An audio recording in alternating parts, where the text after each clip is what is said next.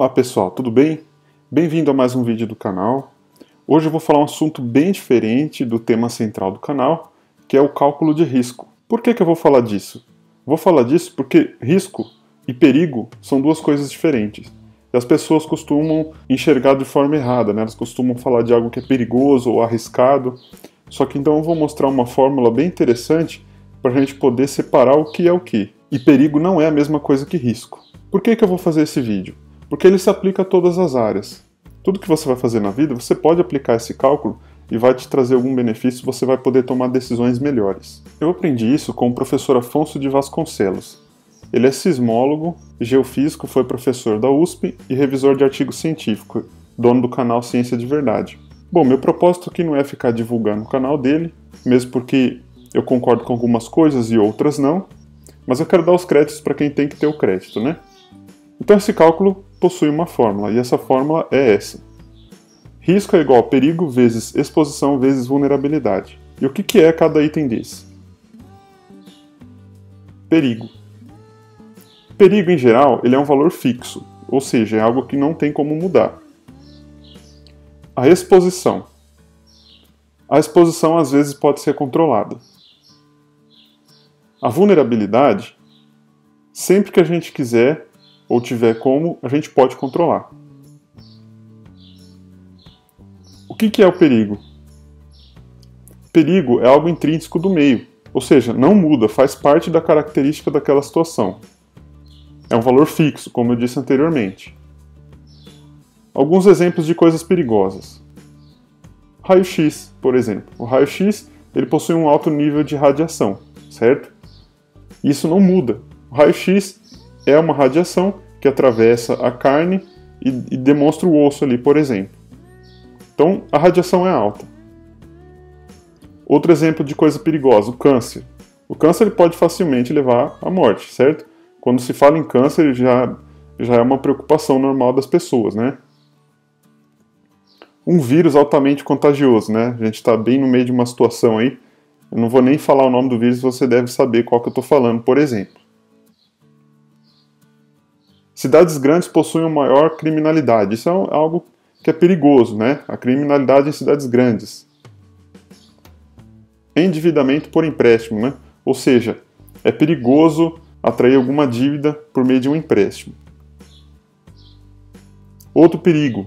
Próximo a ribanceiras há deslizamento de terra, certo?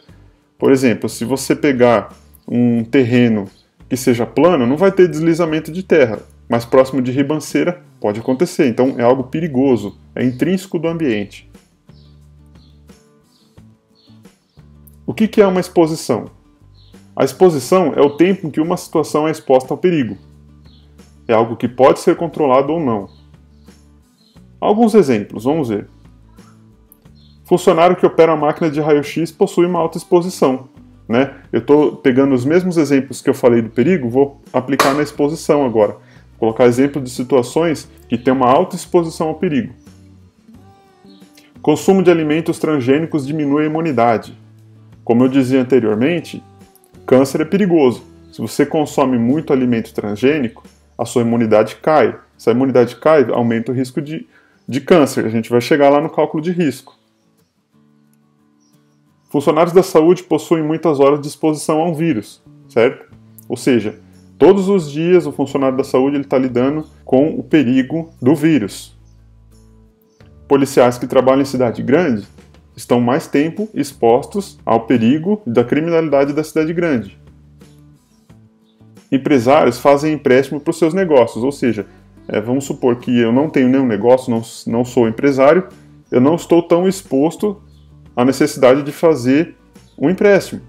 Mas se eu tenho uma empresa, se eu tenho um negócio, se eu tenho um estoque, eu preciso, algumas vezes, gerar um fluxo, um capital, e eu preciso de algum empréstimo. Isso é comum, empresários fazem empréstimos.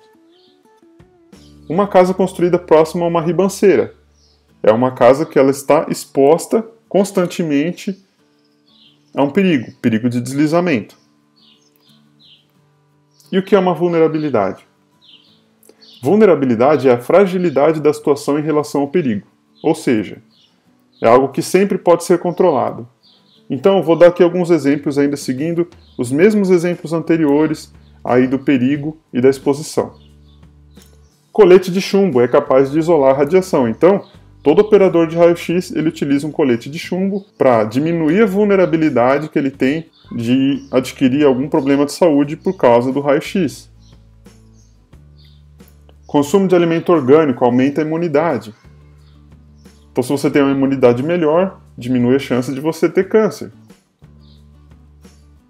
Aí os profissionais de saúde eles vão estar sempre utilizando luvas, máscaras. Vai ter que manter a saúde em dia, né? Porque isso também tem a ver com a imunidade, né? Como eu disse anteriormente. O policial que trabalha na cidade grande, aí, muitas vezes ele vai estar usando colete à prova de balas, ou um escudo, ou um capacete. Por quê? Aí vai diminuir a vulnerabilidade dele em relação ao perigo. Seguro empresarial, por exemplo. O empresário ele constantemente tem que fazer empréstimo, quer dizer que a exposição dele vai ser alta, ele costuma fazer o seguro, né? Um seguro, se o negócio dele tiver algum problema, ele pode recorrer ao seguro. Outro item que pode diminuir a vulnerabilidade, né? Naquele exemplo da casa próxima à ribanceira. Faria-se uma fundação mais profunda. De repente, em meio ao deslizamento, a casa pode aguentar um pouco mais. Então eu vou mostrar agora um exemplo prático para vocês. Aqui, por exemplo, o perigo, né? Como eu dizia antes. Raio-x. Raio-x, o perigo é sempre alto. Repare que essa coluna não muda. Estou falando de coisas perigosas, né? Raio-x, vírus, né? Então vamos supor, raio-x alto, e vamos falar lá do operador de raio-x que ele é exposto todos os dias. Então ele tem um perigo alto, uma exposição alta. E aí, onde ele trabalha? Ele consegue trabalhar na vulnerabilidade. Então o que ele vai fazer? Vai usar um colete de chumbo. E o colete de chumbo, então ele diminui a vulnerabilidade, né, de ter algum problema com o raio-x. Então o risco ele é médio. Inclusive, a exposição, um funcionário que trabalha com raio-x, ele não trabalha 8 horas por dia, ele tem uma carga reduzida. Então diminui já um pouco a exposição dele também, para não ter problema. Agora vamos supor que eu sou uma pessoa comum e não trabalho com raio-x. O raio-x ele continua sendo alto, ou seja, ele continua sendo perigoso. Só que eu vou ser exposto ao raio-x somente quando eu preciso.